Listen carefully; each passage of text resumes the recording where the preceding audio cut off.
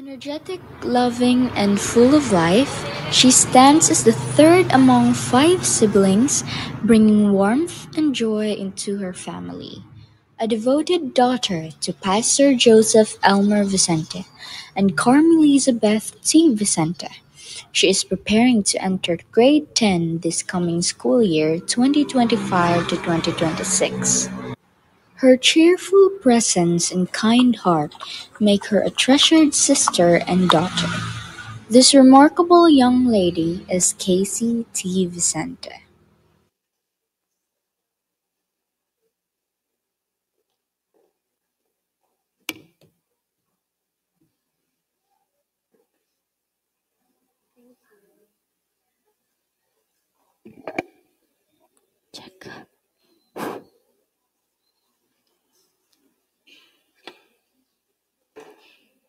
Maayong gabi mga kaigsunan. Once again, maayong gabi. Ako kamong gi-welcome sa pinakaunang kagabhion sa ato ang Pastor's Kid Evangelistic Crusade with the theme Pastor's Kid Preaching the Way to Eternal Life.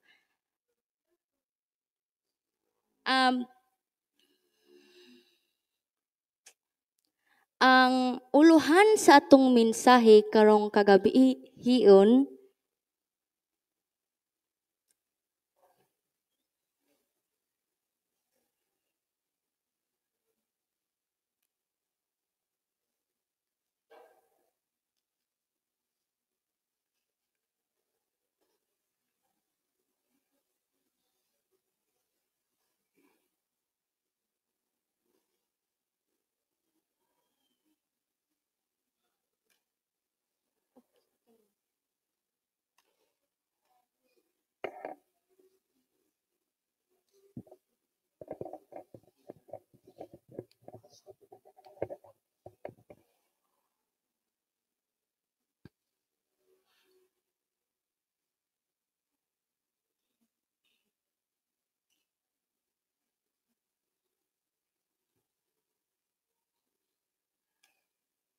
ato sa nihatagan og higayon mga kaigsuonan. So, wala day ko nag-expect nga maapil day ko sa magmensahe aning inani nga series.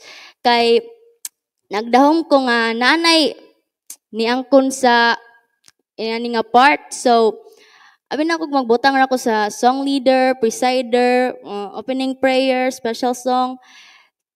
Nya last Sabbath kanang nag-istorya mi sa akong ate nga kanang lagi ko nga kanang apil siya sa wali tas ako okay ra ko safe tas ningon man siya sa ako nga apil pud ko sa speaker tas at first wala jud ko nituo kay naana daw lagi naanay nakabutang diha nga schedule tas gipakita ko ni mama sa schedule unya nakabutang dito nga first Monday ko. Tas wala pa ko naka-study sa ako ang message.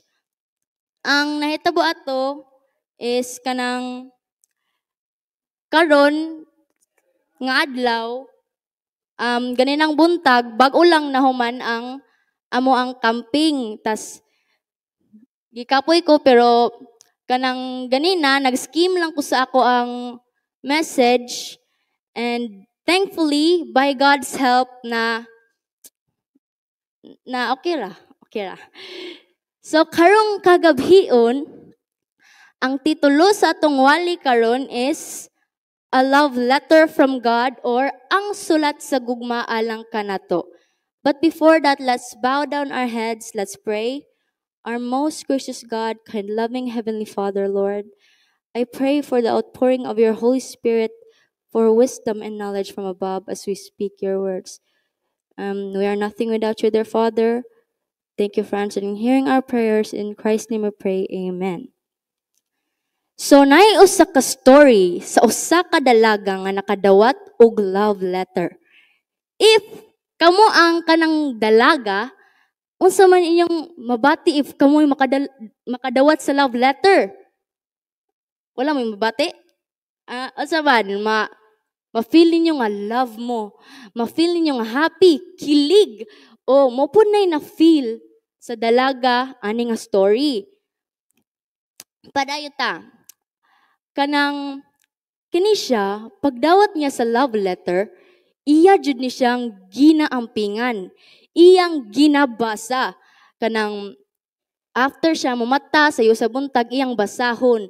Before siya matulog, iyang basahon o iyang ibutang sa ilalom sa unlan para safe.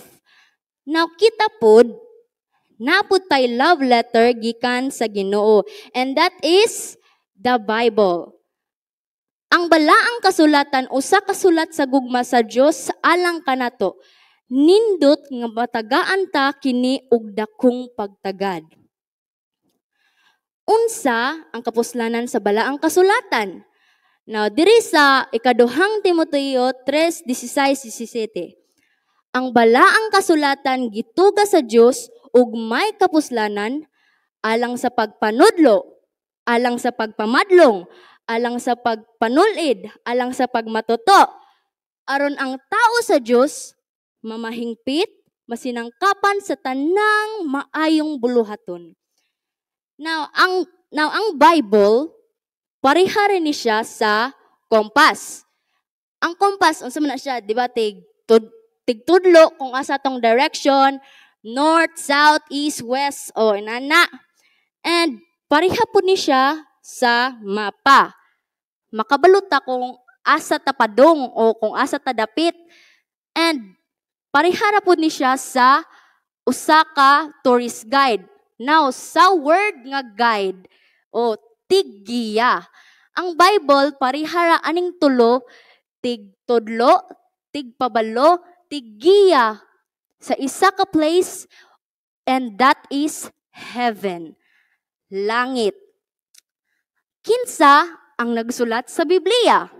Diri sa ikaduhang Pedro 1:20-21, sila mga tao nga minanduan sa Espiritu Santo ug mga balaan.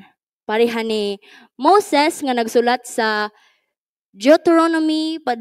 Genesis padulong sa Deuteronomy, kang David nga nagsulat sa Salmo, kang King Solomon nga nagsulat sa Proverbio ug awit ni Solomon, kang Pablo nga nagsulat sa Roma, Corinto, Galatian ug uban pa, ug kang Juan nga nagsulat sa Pinadayag. Ang balaang kasulatan nani siya'y 66 ka libro o 40 ka magsusulat sa sulod sa 1,000 ug 500 ka tuig gikan kang Moses padulong kang Juan Revelador. Now, kani sila nga magsusulat, wala jud ni sila nagkit-anay. Wala jud ni sila nakita sa duration sa 1,500 years.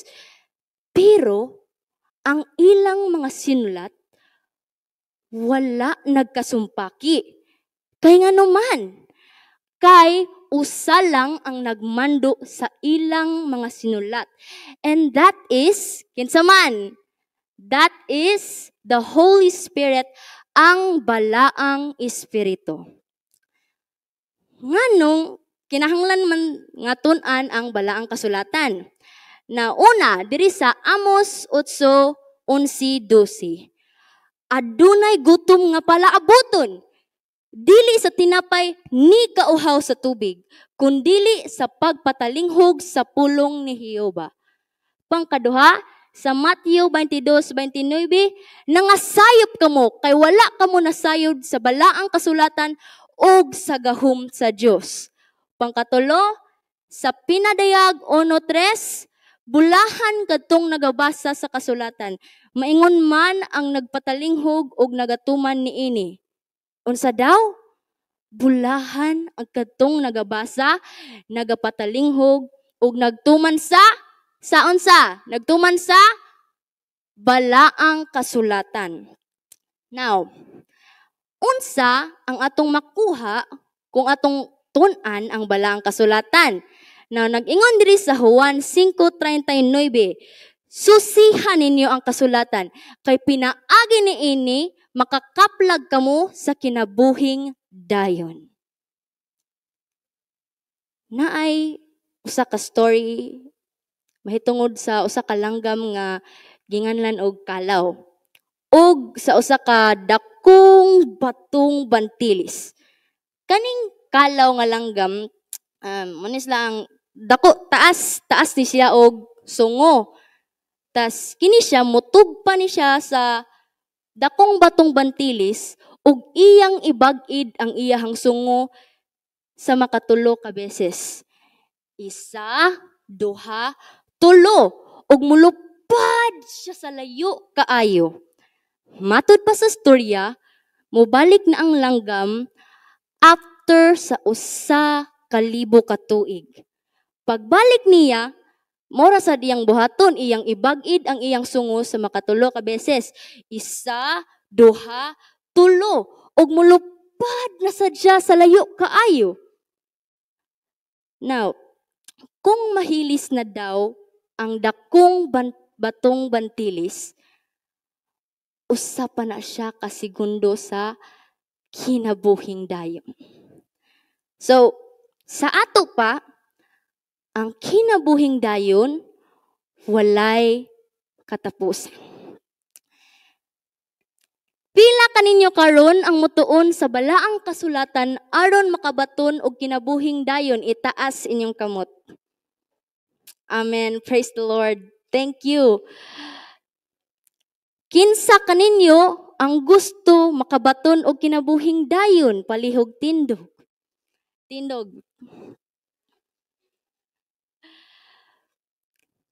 Let us pray. Our most gracious, kind, loving Heavenly Father, Lord, the creator of this vast universe, we come into your throne of grace with hearts full of gratitude for the message we've heard tonight. And through this message, may you send your Holy Spirit to guide us and lead us into reading your words to spread the gospel. Thank you for answering and hearing our prayers. In this I ask, in the loving name of Jesus I pray. Amen.